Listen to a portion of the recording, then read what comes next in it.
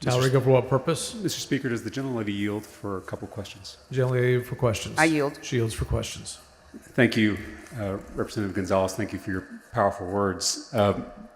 Is it correct that we had a colleague of ours on that front mic using this book to justify this bill?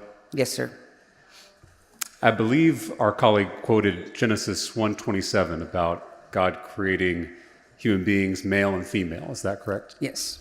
And that scripture has been used to justify bills like this and other pieces of legislation that discriminate against trans people. Is that correct? Exactly, yes.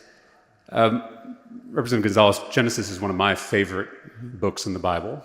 It's beautifully written, describes how we're all made in the image of God, and describes the beautiful creation all around us. Are you aware that after this verse, it also describes how God created other opposites, not just male and female, but also day and night, land and sea, flying birds and swimming fish? Are you aware of that? Yes, yes. It's actually one of my favorites as well. So, but in between day and night, we have dusk and dawn. Is that correct? Yes, correct. Things that defy those two polar opposites. Yes.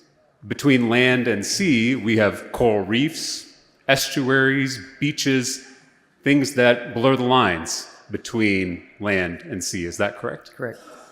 Between flying birds and swimming fish, we have penguins and dolphins and even the platypus. Those things defy the boundaries between swimming birds or swimming fish and flying birds. Is that correct? Correct.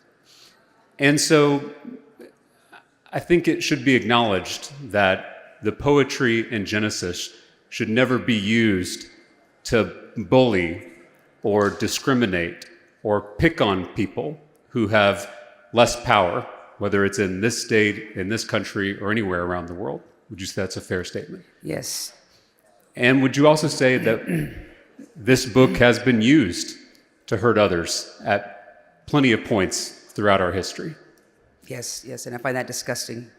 And I don't know if you agree with me, Representative Gonzalez, but using this book, using these scriptures that call us to love one another, to care for the oppressed, to watch out for the least of these, using these scriptures to hurt others is doing great violence to these scriptures.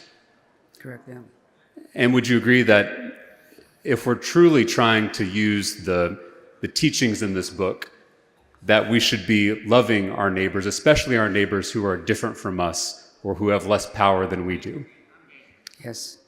Thank you, Representative Gonzalez. Thank you.